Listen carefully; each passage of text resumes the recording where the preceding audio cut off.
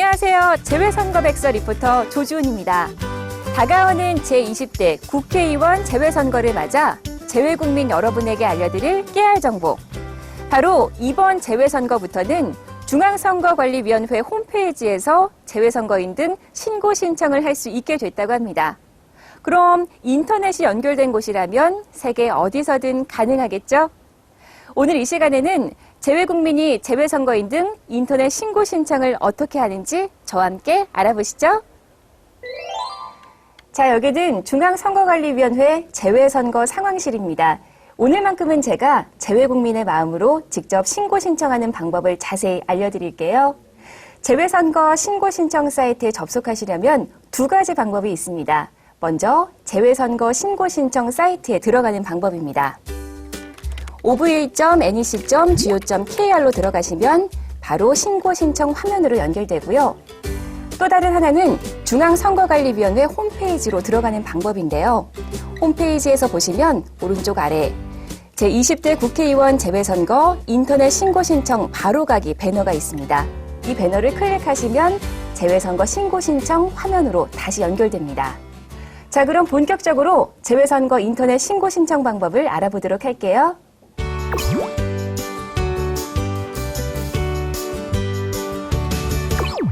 재외선거인 등 신고 신청자는 재외선거인과 국외 부재자로 나뉘는데요.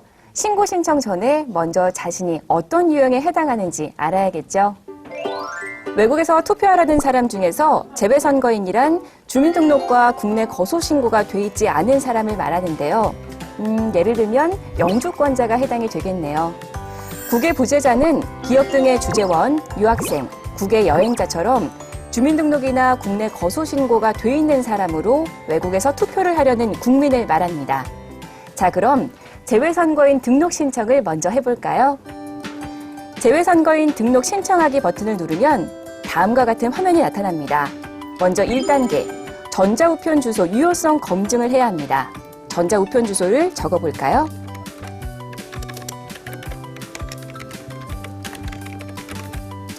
그 다음엔 자동 입력 방지 숫자 6자리를 그대로 기입해 주시고요. 아래 검증하기 버튼을 눌러줍니다. 네, 이렇게 전자우편 주소와 자동 입력 방지 문자 기재가 완료되면 유효성 검증 메일이 발송됩니다. 3분 이내 유효성 검증 메일이 수신된다고 하니까요. 받은 메일함을 확인하시고 없다면 스팸 메일로 분류된 건 아닌지 스팸 메일함을 확인해 주세요. 스팸 메일함에도 없다면 다른 전자우편 주소로 유효성 검증을 진행해야 합니다. 자, 그럼 제가 기입한 메일 주소로 들어가서 화면을 열어볼게요. 네, 이렇게 전자우편 유효성 검증이라는 제목으로 메일이 온 걸 확인할 수 있죠. 메일 내용을 보시면 아래 전자우편 주소 인증하기 버튼이 있는데요. 이 부분을 클릭하시면 전자우편 주소가 인증되고 재외선거인 등록 신청 화면이 나타납니다. 별 표시가 되어 있는 부분들은 필수 입력 사항이니까 놓치지 말고 꼼꼼히 기입해 주세요. 네, 먼저 성명란입니다. 여기서 중요한 건 여권에 적혀있는 성명을 그대로 입력해야 된다는 점인데요. 다만 여권의 성명과 가족관계 등록부상의 성명이 다를 때에는 가족관계 등록부상의 성명을 입력해 주시기 바랍니다. 자, 그럼 한글 이름을 적겠습니다. 만약 외국에서 한글 자판 사용이 불편할 경우에는 자판 모양을 클릭해 주세요. 그러면 가상 키보드가 나와서 한글 입력을 쉽게 할 수 있습니다. 이어서 영문 이름은 대문자로 적어주시면 되겠습니다. 네, 다음은 여권 번호입니다. 여권을 보시고 정확하게 기입해 주세요.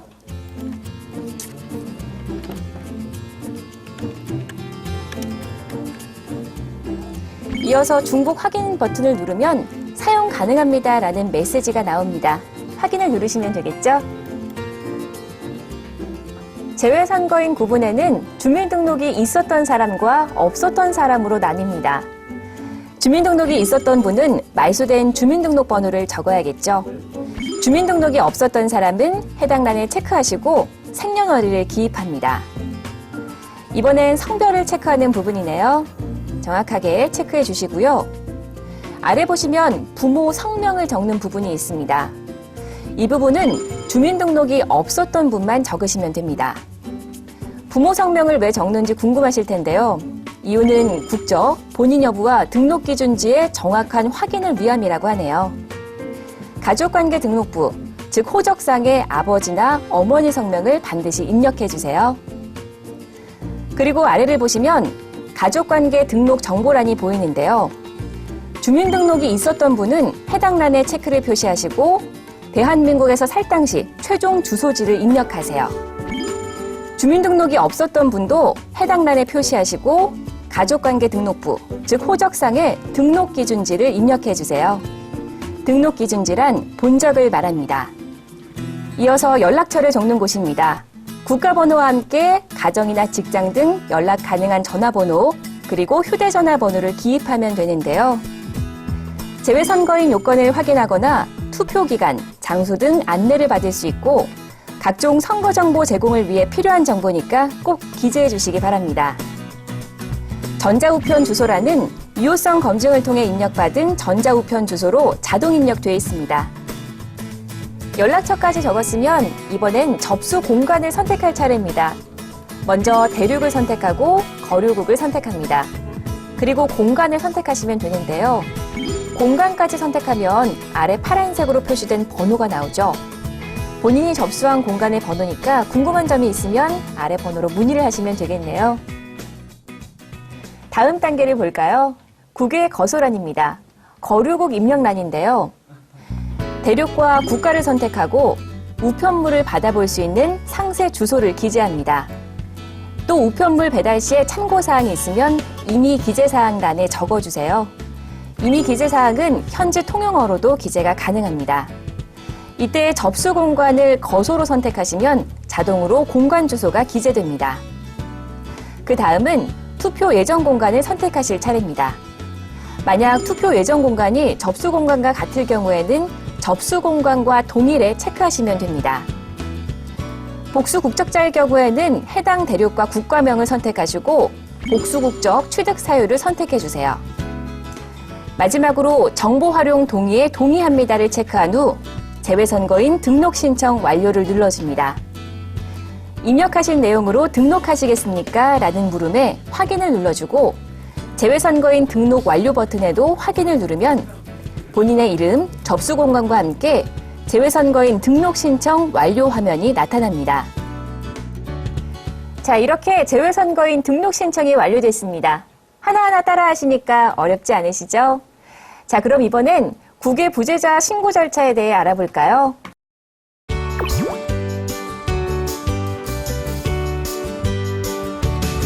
국외 부재자 신고서 작성 역시 재외선거인 신청서와 마찬가지로 전자우편 주소 유효성 검증을 해주셔야 합니다.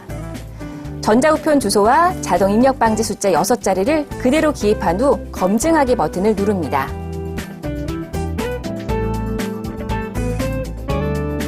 네, 이렇게 전자우편 주소와 자동 입력 방지 문자를 기재하면 재외선거인 등록 신청 때와 마찬가지로 유효성 검증 메일이 발송됩니다.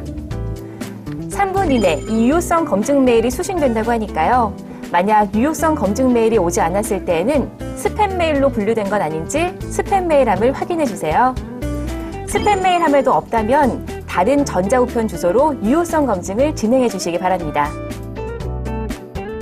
자, 그럼 제가 기입한 메일 주소로 들어가서 화면을 열어볼게요. 네, 전자우편 주소 유효성 검증의 제목을 누르고 메일을 보시면 아래 전자우편 주소 인증하기 버튼이 있는데요. 이 부분을 클릭하세요. 이렇게 전자우편 주소가 인증되면 본격적으로 국외 부재자 신고서 작성을 할 수 있는데요. 네, 먼저 성명란입니다. 외국에서 한글 입력이 안 될 경우에는 자판 모양을 클릭해서 가상 키보드를 이용하시면 되는데요. 한글을 입력하는 부분에는 모두 가상 키보드 활용이 가능합니다. 이어서 영문 이름은 대문자로 적어주시면 되겠습니다. 다음은 여권 번호를 적는 란인데요. 여권 번호를 정확하게 넣은 후 중복 확인 버튼을 눌러주세요. 사용 가능합니다 라는 창이 뜨면 확인을 누르시면 되겠고요. 여기까지는 재외선거인 등록 신청할 때와 같습니다. 다만 재외선거인과 달리 국외 부재자는 주민등록자와 국내 거소신고자로 나뉘는데요. 본인에게 맞는 사항을 선택한 후 기재하세요. 주민등록자인 경우에는 주민등록번호와 주민등록표상에 주소를 기입하고 주소 찾기에서 해당 주소가 없는 경우에는 직접 입력합니다.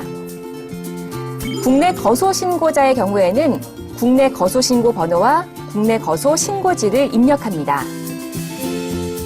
네, 저는 주민등록자로 신청을 해보겠습니다.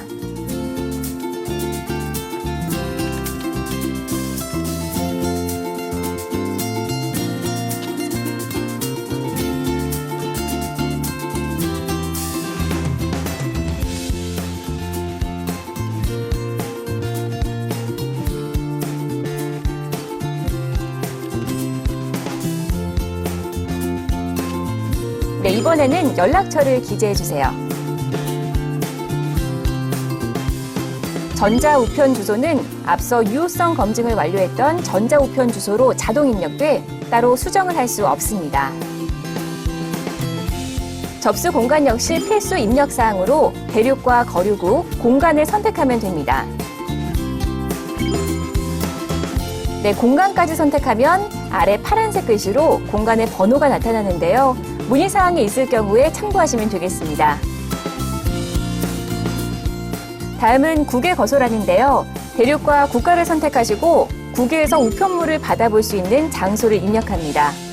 이때 중요한 건 영문, 로마자, 대문자로만 기재해야 합니다. 재외선거인 등록 신청 때와 마찬가지로 공간을 거소로 선택할 수도 있는데요. 저는 접수 공간을 거소로 신고하겠습니다.